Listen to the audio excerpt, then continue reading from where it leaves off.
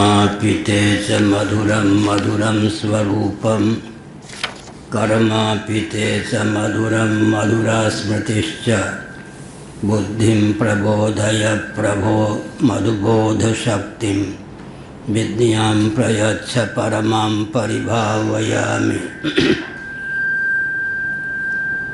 कोमलं कूजयन् वेणुं श्यामलोऽयं कुमारकः वेदवेद्यं परं ब्रह्म भासतां हृदये मम।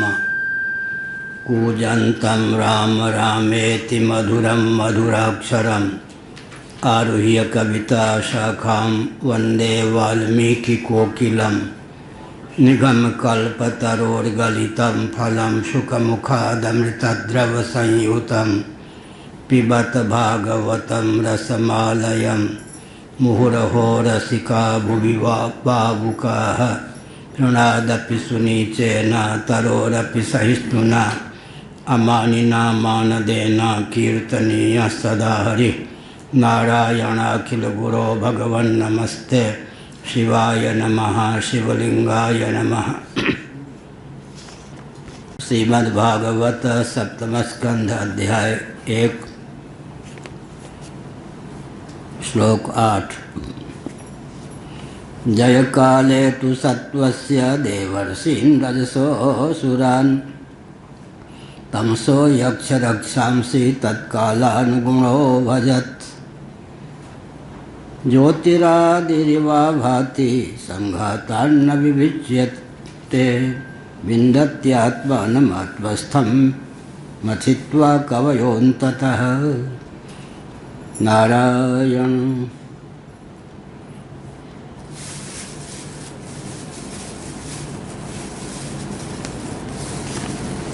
श्री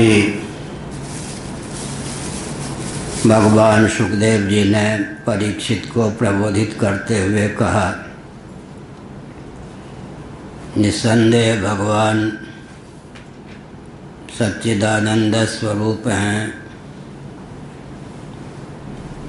निर्गुण हैं, सम हैं, निर्दोष हैं, सबके आत्मस्वरूप ही हैं। तथापि उनकी माया नाम की शक्ति, जिसको प्रकृति भी कहते हैं, त्रिगुणात्मिका है। सत्व रजस तमस 3 गुण हैं। उन गुणों का भगवान अनुगमन करते हुए सदृश परिलक्षित होते हैं। आगे दृष्टांत देंगे। अग्नि दारुगत है, लेकिन दारु के मंथन से अभिव्यक्त अग्नि में दारुगत वक्रता आदि परिलक्षित होती है। ठीक इसी प्रकार भगवान भी सत्वगुण का उत्कर्ष होने पर सात्विक सरीखे, रजोगुण का उत्कर्ष होने पर राजस सरीखे, तमोगुण का उत्कर्ष होने पर तामस सरीखे परिलक्षित होते हैं। यद्यपि सम नहीं राग न रोसु, भगवान सम हैं, राग द्वेष आदि से रहित हैं। लेकिन जब सत्वगुण की वृद्धि होती है, उस समय देवताओं का उत्कर्ष करते हुए से परिलक्षित होते हैं, ऋषियों का उत्कर्ष करते हुए से परिलक्षित होते हैं। जब रजोगुण का उत्कर्ष होता है, तब दैत्यों का उत्कर्ष करते हुए से परिलक्षित होते हैं। इसी प्रकार जब तमोगुण का उत्कर्ष होता है, तब यक्ष राक्षसों का उत्कर्ष करते हुए से परिलक्षित होते हैं। पक्षधर परिलक्षित होते हैं, हितप्रद परिलक्षित होते हैं। वास्तव में भगवान सर्वरूपों में वो सबसे असंग होकर विद्यमान है। सर्वरहित सब उर्पुरवासी, सर्व सर्वगत सर्व उरालय, सर्वरहित सब उर्पुरवासी गोस्वामी जी ने कहा। भगवान सर्व भी हैं, सर्वगत भी हैं, सबके हृदय में अंतर्यामी प्रत्यगात्मा के रूप में निवास भी करते हैं। सच पूछो तो सबसे रहित भी हैं, प्रकृति से भी जब अतीत हैं तो सर्वरहित हो ही गए। इस प्रकार भगवान में किसी प्रकार की विषमता प्राप्त नहीं होती। ज्योतिरादिरिवा भाति संघातार्न विविच्यते, विन्दत्यात्मानमात्मस्थं मथित्वा कवयोऽन्ततः। नौमा, जो आग है काष्ठ इत्यादि विविध अभिव्यंजक संस्थानों में विद्यमान है, उस समय जब वो अव्यक्त दशा में होती है, ना तो कोई विविधता परिलक्षित होती है, ना अभिव्यंजक संस्थान से पृथकता ही परिलक्षित होती है। दर्शन ही नहीं होता, अग्नि है इस तथ्य का बोध भी नहीं होता। लेकिन घर्षण के माध्यम से जब आग प्रकट हो जाती है तब मालूम पड़ता है कि दारू से पृथक अग्नि की सत्ता पहले भी थी, आज इस समय भी है। अग्नि के बुझ जाने पर भी अव्यक्त दशा में आग फिर रहेगी। इस प्रकार ठीक ऐसे ही विन्दत्यात्मानमात्मस्थं मथित्वा कवयोऽन्ततः। कवि क्रांतदर्शी जो विचारशील मनीषी हैं, हृदय में भगवान जो विद्यमान है उसका मंथन करके हृदय का वे प्रकट हो जाते हैं। उस समय वे बाधक भी सिद्ध होते हैं, अनात्मा प्रपंच का दाह और बाध भी करते हुए से परिलक्षित होते हैं। और जो विचारशील मनीषी हैं उन्हें प्रत्यगात्मा अंतरात्मा के रूप में समझ भी पाते हैं। इसका अर्थ यह है कि अव्यक्त दशा में विद्यमान भगवान पृथक परिलक्षित नहीं होते, लेकिन भगवान को अभिव्यक्त करने की जो विधा है उसका आलम्बन लेने पर सौ प्रकटत जिनमें मोल रतन थे भगवान प्रकट हो जाते हैं। इसका अर्थ है दारुगत वाहिनी का पृथक से दर्शन न होने पर भी अग्नि को अभिव्यक्त करने की विधा का आलम्बन लेकर अग्नि को कोई व्यक्त करने में समर्थ है। और अग्नि का एक स्वभाव होता है, अभिव्यंजक संस्थान को आग जलाती हुई ही प्रकट होती है। उस समय दाह्य दाहक भाव परिलक्षित होता है, और जब आग व्यक्त दशा को प्राप्त नहीं रहती उस समय कोई दाह्य दाहक भाव प्रकाश प्रकाशक भाव परिलक्षित नहीं होता। पावक युग संब्रह्म विवेकु एक दारुगत देखिए एकु। गोस्वामी जी ने इन सब स्थलों का अनुवाद किया। जैसे अग्नि का दो रूप है, ऐसे ब्रह्म का भी दो रूप है। एक दारुगत देखिए एकु। दारुगत जो आग होती है उसका दर्शन नहीं होता, लेकिन उसकी सत्ता होती है। अगर दारू में पहले से अग्नि की विद्यमानता न हो तो कोटि कोटि मांत्रिक तांत्रिक यांत्रिक विधा का आलम्बन लेकर कोटि कोटि कल्पों में भी उसे व्यक्त करने में कोई समर्थ न हो। ठीक इसी प्रकार भगवान तो व्यापक हैं, परंतु उनका अभिव्यंजक संस्थान कौन है, इस पर विचार करने की आवश्यकता है।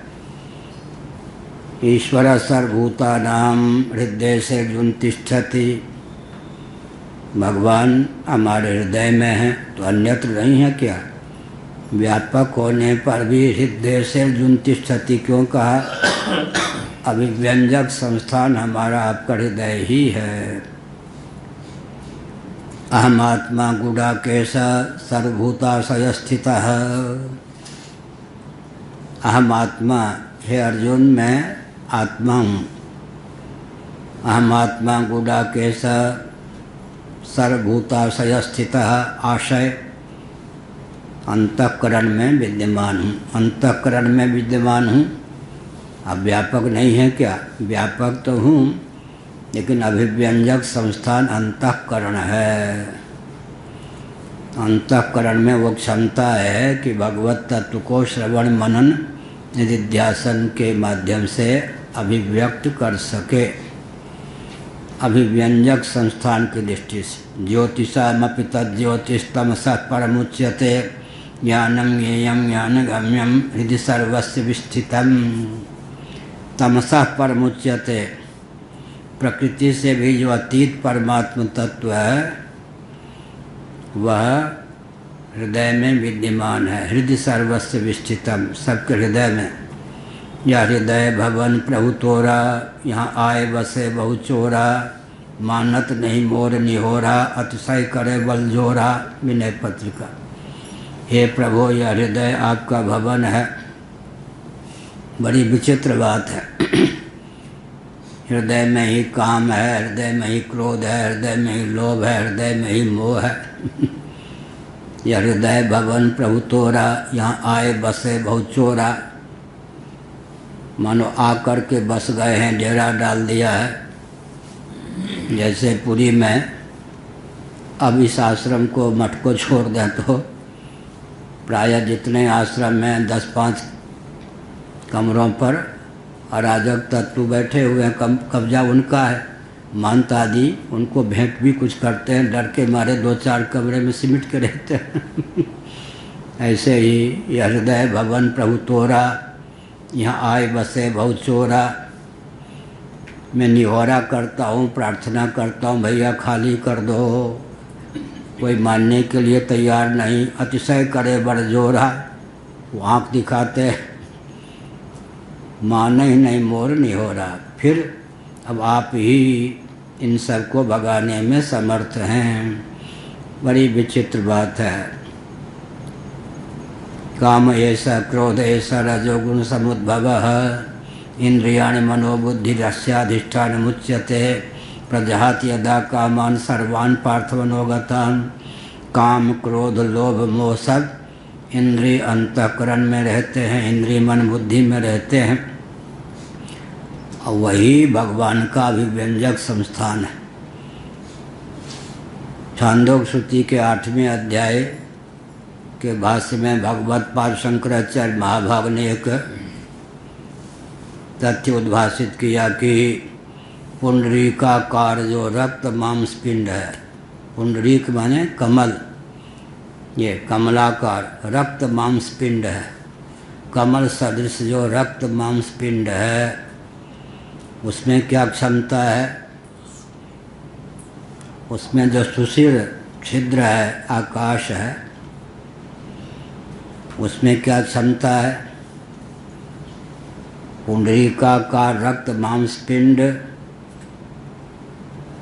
गत जो आकाश है उसमें अंतःकरण को व्यक्त करने की क्षमता है। अंतःकरण में परमात्मा को अभिव्यक्त करने की क्षमता है। तो अभिव्यंग की अभिव्यक्ति अभिव्यंजक के अधीन होती है। अभिव्यंजक के तारतम्य से अभिव्यंग की अभिव्यक्ति में तारतम्य होता है। विद्युत की अभिव्यक्ति बल्ब और बादल के अधीन होती है। बल्ब और बादल के तारतम्य से विद्युत की अभिव्यक्ति में तारतम्य होता है। हृदय का इसलिए महत्व है। पुंडरीकाकार रक्त मांस पिंड गत जो आकाश है आकाश और आकाश में अंतर हो गया। पुंडरीकाकार रक्त मांस पिंडगत जो आकाश है उसमें अंतःकरण को व्यक्त करने की क्षमता है। अंतःकरण में आत्मा को अभिव्यक्त करने की क्षमता है। परमात्मा को प्रत्यगात्मा के रूप में, अंतरात्मा के रूप में व्यक्त करने की क्षमता अंतःकरण में है। इसलिए हृदय का अधिक महत्व है।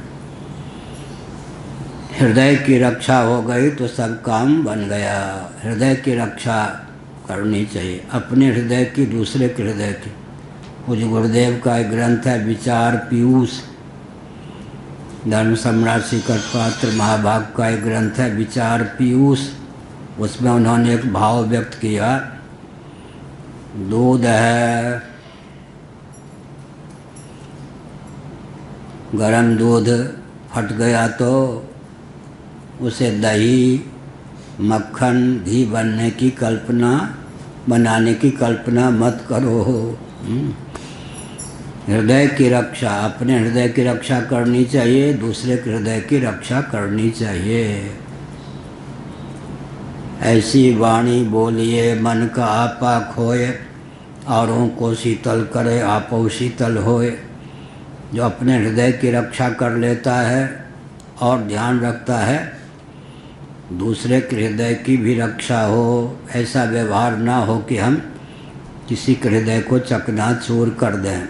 इसलिए हृदय का बहुत स्थान है। इसी में काम भी है, क्रोध भी है, लोभ भी है, या काम भी है, क्रोध भी है, लोभ भी है। विषय के भेद से काम क्रोध आदि में भेद हो जाते हैं। नहीं तो काम भी है, क्रोध भी है, लोभ भी है, यहीं भगवान भी हैं।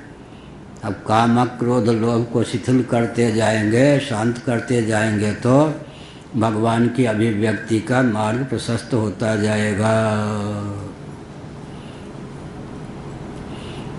हृदय का मंथन करके विन्दत्यात्मानमात्मस्थं मथित्वा कवयोन्ततः। हृदय का मंथन हम तो रोज करते हैं। क्या अर्थ हुआ? हम सब आस्तिक है ना, ये मान के चलते हैं कि देह के नाश से जीवात्मा का नाश नहीं होता, देह के भेद से जीवात्मा में भेद की प्राप्ति नहीं होती। पहला ही जन्म है क्या? नहीं ना। तो अनादिकाल से अब तक कितने शरीर प्राप्त हुए, इस शरीर के अतिरिक्त अनादिकाल से अब तक कितने शरीर प्राप्त हुए जिनको हम सब बना चुके, जो शरीर मर चुके, दाह इत्यादि के विषय हो सके। इसका लेखा जोखा भगवान के कार्यालय में भी नहीं है। असंख्य ना, अब तक गिन सकते हैं। अनादिकाल से पूर्व शरीर को त्यागते समय तक जितने शरीरों का हमने त्याग किया है, सब बना दिया, उन शरीरों का लेखा जोखा भगवान के कार्यालय में भी नहीं है। तो मोदी जी के कार्यालय में होगा ही कैसे? बहूनि में व्यतीतानि जन्मानि तब चार्जुना, भगवान ने कहा। लेकिन असंख्य का मतलब क्या कहा भगवान ने? विभूति का वर्णन करते हुए, मेरी दिव्य विभूतियाँ का कोई अंत नहीं, अनंत विभूतियाँ। ऐसे ही अनादिकाल से अब तक, इस शरीर के पूर्व तक, अर्थात पूर्व शरीर के त्यागते समय तक, या पूर्व शरीर का हमने त्याग कर दिया, पूर्व शरीर तक कितने शरीर हम ग्रहण कर चुके, इसका लेखा जोखा नहीं है। असंख्य में गणित की गति नहीं, संख्या का निषेध हो गया ना, असंख्य। उसी का दूसरा शब्द क्या है? अगणित। गणेय की गणना का नाम गणित है। गणेय, काउंटिंग में आने योग्य, गणना योग्य। गणेय की गणना का नाम गणित है। संख्येय की संख्या के निर्धारण का नाम गणित है। असंख्य शरीरों को सब बना चुके, उनसे एक अतिरिक्त यह शरीर है। इसका अर्थ क्या हुआ? हम संकेत क्या करना चाहते हैं? हमारा आपका अंतःकरण तो वही है ना, यथा पूर्व कल्पयत। कौन सा अंतःकरण? पूर्व शरीर में, पूर्व शरीर में, उसके पूर्व शरीर में, उसके पूर्व शरीर में जो अंतःकरण था, केवल उसमें सत्व रजस तमस का क्या होता है? प्रभाव पड़ता रहता है। लेकिन अंतःकरण बदल गया, दूसरे का अंतःकरण हमको दे दिया गया, ऐसा तो नहीं ना। ऐसा नहीं है ना। इसका मतलब क्या है? हृदय के मंथन की चर्चा में कर रहा था, कोई व्यक्ति मोटी बुद्धि वाला नहीं होता। करत करत अभ्यास के अभ्यास कीजिए तो पूर्व जन्मों में जो किसी ने व्याकरण का अध्ययन किया, किसी ने ज्योतिष का किया, किसी ने साहित्य का किया, किसी ने गणित का किया, कोई ऐसा विषय होगा पराविद्या के अतिरिक्त जिसमें हम निष्णात न रहे हों पूर्व जन्मों में, जिसका हम रोज ही लाभ उठाते हैं। अभी जो ग्रंथ लिख रहे हैं सर्वार्थ सिद्धि, यह प्रसाद पाता हूँ तो वो भी अध्ययन हमारा होता है, ये सुनाते रहते कंप्यूटर से। तो हम कल्पना करके थोड़े चले थे कि इतने ज्ञान विज्ञान अभिव्यक्त होंगे, बिल्कुल नहीं। पहले तो जाने 2 पृष्ठों में 2 पृष्ठ, अभी 1000 पृष्ठ तक भी जा सकते हैं, उससे कुछ अधिक तक जा सकते हैं। इसका मतलब वो ज्ञान विज्ञान हमारी दृष्टि में भी नहीं थे। हृदय का मंथन करने पर जब हम ग्रंथ लिखने लगते हैं तो उधर परमात्मा का स्मरण करते हैं, उधर गुरुओं का स्मरण करते हैं, उधर ग्रंथों का स्मरण करते हैं, गुरु गोविंद और ग्रंथ। तब क्या होता है? ऊपर से परमात्मा गुरु का अनुग्रह तो होता ही है, जन्म जन्मांतरों में जो चिंतन किया वो सब अहम अहम किया अहम अहम ऊपर, अहम मैं ऊपर आऊँ, मैं ऊपर आऊँ, वो सब उछलने लगते। इसी को हम कहते हैं, निकेश जी को, ऋषिकेश जी को, सरस्वती का अपमान नहीं कर सकता। अब ग्रंथ चाहे 1500 पृष्ठों में पूर्ण हो, चाहे 1000 में, उसका ठेका हमने नहीं रखा है। सरस्वती जो भावना देती है उनका तिरस्कार नहीं कर सकता। ग्रंथ बढ़ रहा है तो बढ़ने दो। हमारी दृष्टि से भी, हमारे लिए भी वह ग्रंथ अध्ययन करने योग्य है। समझ गए? रटा रटाया लिख दिया तो रटाया कितने पेज का आदमी लिख सकता है? जितना रटा रटाया हो, अधिक से अधिक 500 पेज 700 पेज का ग्रंथ लिख के जीवन में समाप्त कर देगा। कितना याद है? इसका मतलब हृदय का मंथन श्रवण के द्वारा, मनन के द्वारा, निधिध्यासन के द्वारा क्या होता है? हृदय का मंथन, बोरिंग जिसको कहते हैं। कुआं खोदने वाले या हैंड पाइप के लिए भी गड्ढा करने वाले क्या करते हैं? हर 2-3 फीट में नई नई मिट्टी निकलती जाती है, कंकरीली, बालू, ये सब चिकनी। बस बोरिंग करते करते वो मिट्टी को फेंकते फेंकते अंत में जल का स्रोत निकल पड़ता है, चाहे वो राजस्थान ही क्यों ना हो, मरुस्थल ही क्यों ना हो। ठीक इसी प्रकार से विचार करते करते क्या होगा? वो जो पूर्व जन्मों के संस्कार हैं, ज्ञान विज्ञान आदि के, वो जो दबे हुए हैं, लगता है कि हैं ही नहीं। जैसे नीचे मणि रत्न इत्यादि का भंडार हो, भंडार, ऊपर उस पर पत्थर इत्यादि हों, दिखाई नहीं पड़ते, वो फिर प्रकट होने लगते हैं। जल का स्रोत मिल जाने पर जैसे जल की धारा ऊपर उठने लगती है, इसी प्रकार से ऐसे हृदय का मंथन करे, श्रवण के द्वारा, मनन के द्वारा, निधिध्यासन के द्वारा हृदय का मंथन करने पर सौ प्रकटत जी मोल रतनते, अथवा दूध से जैसे, दही से जैसे, दही के मंथन से जैसे नवनीत मक्खन की अभिव्यक्ति हो जाती है, ऐसे भगवत तत्व का क्या होता है? अभिव्यंजन हो जाता है। अब एक विचित्र बात है, तूल राशि रुई है, काष्ठ है। अब अव्यक्त अग्नि उसमें तो है, काष्ठ में भी उस अव्यक्त अग्नि में दाहकता नहीं है और काष्ठ में दाह्य भाव नहीं है। वेणु के घर्षण से आग, दावानल लगते हुए हमने बहुत देखा जब हम ऋषिकेश में रहते थे तब। स्वर्गाश्रम के उस पार दावानल का दर्शन होता था। तो अब प्रकट आग जो है, प्रकट आग क्या है, अपनी अभिव्यंजक संस्थान को भी जला देने में समर्थ है।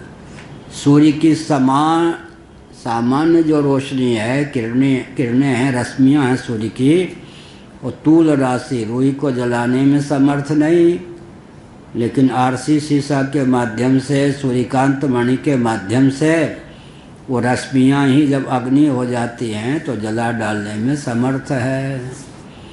चित्त सामान्य सबके हृदय में है, उसका कामक क्रोध लोभ आदि से कोई वैर नहीं है। वहाँ प्रकाश प्रकाशक भाव हो जाता है, दाह्य दाहक भाव नहीं होता। लेकिन सूर्य की जो रश्मि है, आरसी सीसा के माध्यम से, सूर्यकांत मणि के माध्यम से जब अग्नि का रूप धारण कर लेती हैं तो रुई को प्रकाशित ही नहीं करती, जला भी डालती।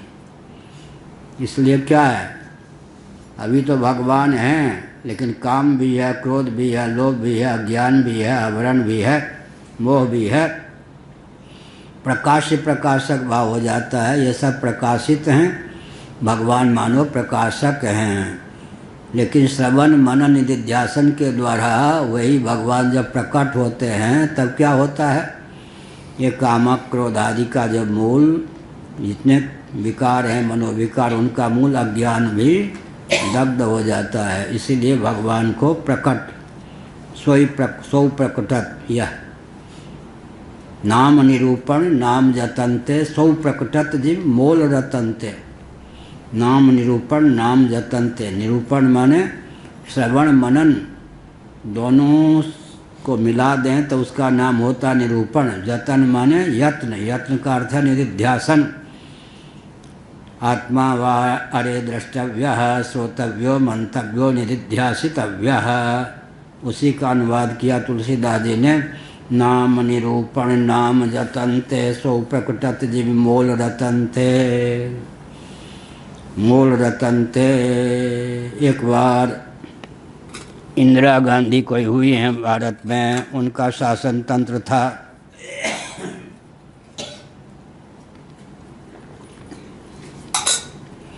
तब उन्होंने मंदिर में जो संपत्ति उन सब के जांच का आदेश दिया था। उसी संदर्भ में एक राजस्थान के जौहरी आए थे। भगवान श्री जगन्नाथ जी के यहाँ पर मुकुट में जो हीरा है उसकी कीमत, उसके मूल्य को आंकने के लिए आए थे। सच्ची घटना है। अब आदेश था प्रधानमंत्री का तो कौन टाले। जौहरी बहुत आस्तिक थे, ऐसे लेके फिर क्या कहा, इंदिरा जी की जय हो। जगन्नाथ जी के मुकुट में मणि वो मेरे हाथ में आ गई, उनकी कृपा से। मेरी क्षमता नहीं कि इस मणि की कीमत आंक सकूं।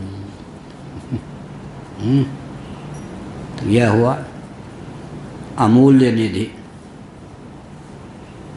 महाभारत में आया है, ब्राह्मण कोई अपराध भी करे तो उसको दंड के रूप में राजा क्या करे, बाल मुड़वा दे। अपने जिस नगर में रहता हो या अपने क्षेत्र से उसको बाहर कर दे, तो तू तराक के बुलवा दे। बस यही ब्राह्मण को दंड देना है। एक विचित्र हेडमास्टर थे शकूर बस्ती हायर सेकेंडरी स्कूल में, विचित्र ही थे। उन्होंने विद्यालय खुलने का समय बदल दिया और किसी भी विद्यार्थी को पता ही नहीं। अब मैं बहुत दूर से पढ़ने आता था तिविया कॉलेज से, बस के माध्यम से आता था 15 किलोमीटर लगभग। तो 5-7 मिनट प्रार्थना के समय 5-7 मिनट विलम्ब से आया। हेड मास्टर ने कहा उल्लू बन दिल्ली में यही सभा, मुर्गा बन। अब मुर्गा बन, तो इतने विद्यार्थी थे, उनको तो मुर्गा बनने का स्वभाव था सब। मैं तो इतना रोने लग गया कि सबको आश्चर्य हुआ।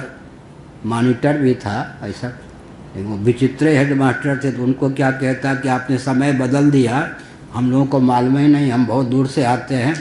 कक्षा भी प्रारंभ नहीं हुई, केवल प्रार्थना के समय 5-7 मिनट विलम्ब से आया। बहुत ज़ोर से रोने लग गया।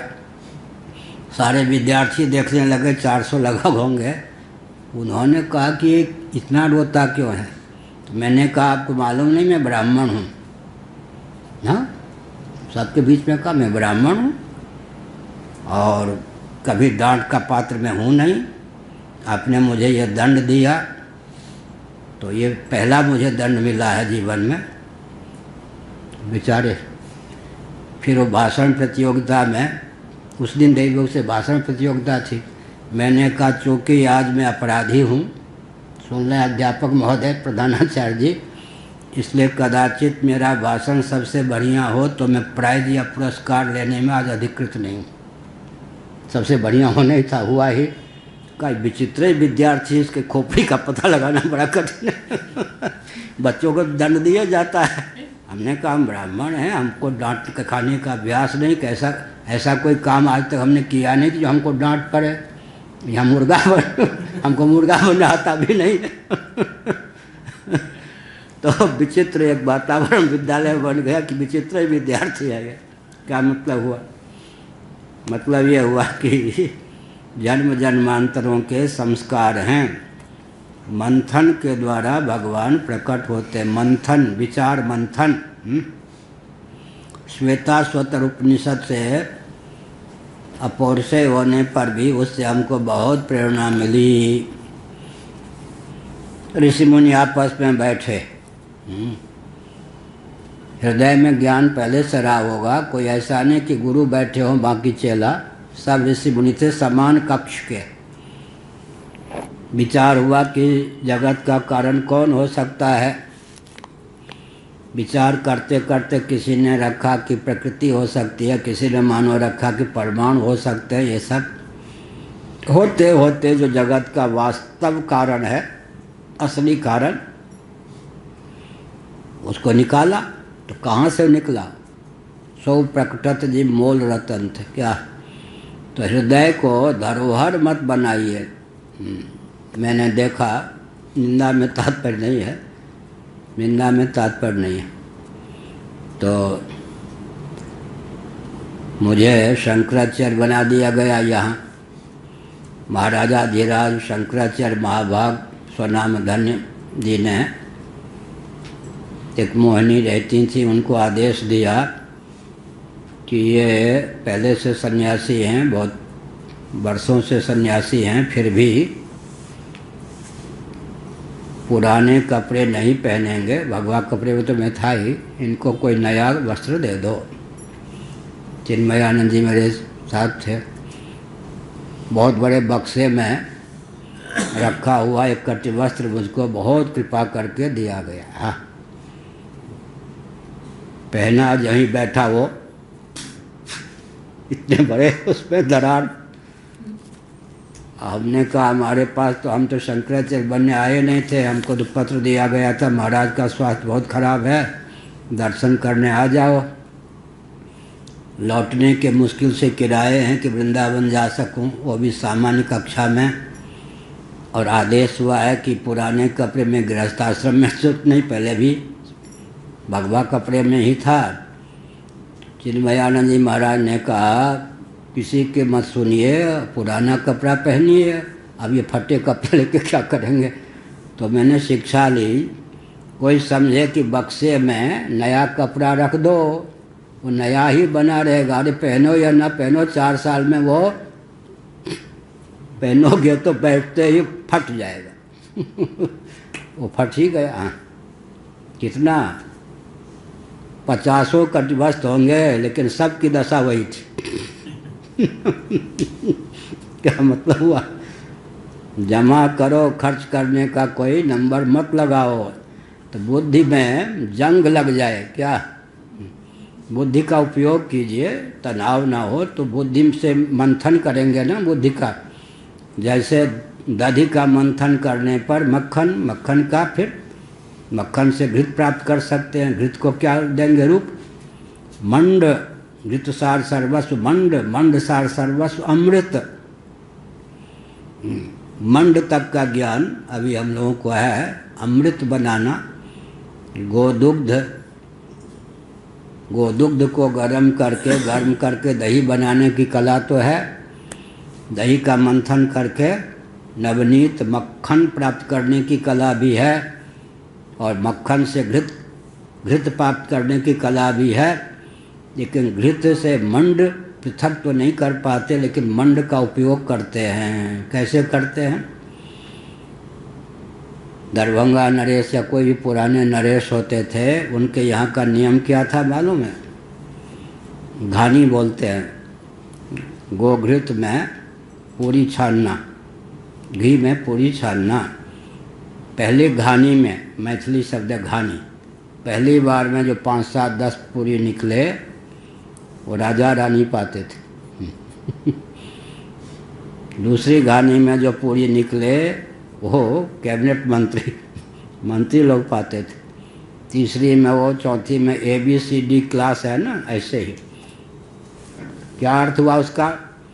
उसका अभिप्राय होता था कि पहले घानी में जो पूरी निकलेगी उसमें घृत का सार आ जाएगा, वो पौष्टिक ज़्यादा होगी पूरी, उसी का नाम है मंड। पृथक से मंड नहीं निकालते। गांव में क्या होता था? मंड, माण अपभ्रंश है। माण माने भोजन बनाने की, चावल उबालने की कई कला है। भंडारे आदि में जो चावल में इतना पानी डालते हैं, पानी सिद्ध हो जाए, बाद में कहते पसाना, ऐसे करके बाकी पानी फेंक देते गरम गरम। एक विधा वो है पानी ज़्यादा डाल दो, एक विधा वो है कि इतने डालो कि चावल पक भी जाए, उसका सार बहुत गहरा सार दही जैसा पसाने पर, ऐसे करने पर मिल जाए। एक विधा ये है चावल उबालने की, इस ढंग से पानी डालो कि पानी थोड़ा भी पृथक से न निकले और चावल सिद्ध हो जाए। हाँ, भोजन विज्ञान है ये। वो जो चावल का सार निकल जाता उसको देहात में बोलते माण। माण का मूल रूप है मंड। चावल सार सर्वस्व मंड। इसी प्रकार घृत सार सर्वस्व होता है मंड। मंड सार सर्वस्व, मंड सार सर्वस्व, सर्वस्व सार, सर्वस्व सार करते करते फिर क्या है? क्षीर सिंधु सहित तो अमृत निकला ना। अमृत निकालने की विधा मर्त्यलोक में सुलभ नहीं है, मंड तक व्यक्ति की गति है। इसी प्रकार से हृदय का मंथन करें। मंथन करते करते चित्त, हृदय का की लक्षणा क्या है? बहुत बढ़िया। हृदय शब्द कितने अर्थों में प्रयुक्त होता है? पुंडरीकाकार रक्त मांसपिंड का नाम भी एक हृदय है, ये सबसे स्थूल है ये। उसके बाद हृदय की लक्षणा किसमें? ये तो वाच्यार्थ है। दक्षिणा किसमें है? उसमें जो सुशिर छेद है उसका नाम हृदय। फिर हृदय का तीसरा अर्थ क्या हो जाता है? कहाँ से बोल रहे? छांदोग्य उपनिषद 8वें अध्याय से बोल रहे। उसमें जो अंतःकरण की अभिव्यक्ति होती है, तो अंतःकरण का नाम है यह हृदय। उस अंतःकरण के माध्यम से जो परमात्मा प्रत्यगात्मा होकर प्रकट होते हैं, वो परमात्मा का नाम है हृदय। कहाँ तक लक्षणा चली गई? कृष्ण शब्द की लक्षणा कहाँ तक? यजुर्वेद हमने पढ़ा है, सायण भाष्य महीधर भाष्य सहित पूर्वाचार्य महाभाग से चुरू चौमासे में। तो वहाँ पर कृष्ण शब्द का अर्थ क्या होता है? काला। कृष्ण शब्द की लक्षणा कहाँ तक जाती है? कृष्ण मृगचर्म का जो रंग कौन सा है? कृष्ण। उसको कह दिया कृष्ण। मृगचर्म हटा दिया तो क्या बच गया? कृष्ण। मृगचर्म से मृगचर्म हटा दिया तो क्या बचा? कृष्ण। उस पर उखल रखा, वो हो गया कृष्ण। उसमें मान लो सोमलता रख दी, और फिर वो उसको मूसल के द्वारा रस निकाला, उस रस के द्वारा सोमयाग की निष्पत्ति हुई। तो कृष्ण शब्द चलते चलते कहाँ चला गया? सोमलता के रस में, उससे निष्पन्न यज्ञ में। कृष्ण शब्द का अर्थ यज्ञ हो गया। तो उससे प्राप्त हुए कौन सा? शुक्ल कृष्ण गति हीयते जगता, गीता का 8वां अध्याय। उससे कृष्ण मार्ग, शुक्ल मार्ग दो होते हैं ना, मार्ग के नाम है। उसमें तो होते होते परलोक तक में कृष्ण शब्द चला गया। कृष्ण मृगचर्म का जो कृष्ण शब्द था, उसकी लक्षणा क्या हो गई? कृष्ण मृग चर्म, मृगचर्म को हटा के केवल कृष्ण रह गया। फिर उखल में, फिर उसमें रखे हुए सोमलता में, फिर उसके रस में, फिर उससे निष्पन्न सोमयाग में, उससे प्राप्त स्वर्ग में, और उससे पहले वो मार्ग में, स्वर्ग तक पहुँचने के लिए मार्ग में। ऐसे कृष्ण शब्द की लक्षणा पहुँच गई। तो हृदय किसको कहेंगे? पुंडरीकाकार रक्त मांस पिंड का नाम हृदय। हृदय का अर्थ दूसरा क्या हो गया? उसमें सन्निहित छिद्र आकाश।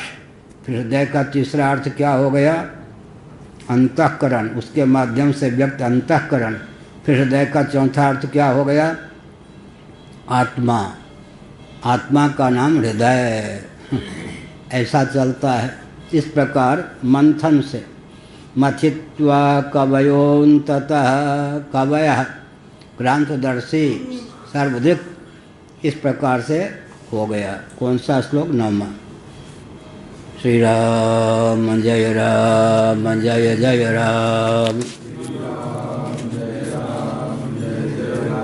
धर्म की अधर्म का प्राणियों में, विश्व का, गौ माता की, गोहत्या, भारत, सर्वभूत हृदय धर्म सम्राट श्री स्वामी करपात्री जी महाराज की, श्री जगन्नाथ महाप्रभु की, श्री बलभद्र महाप्रभु की, भगवती सुभद्रा देवी की। हर हर। बंद हो गए।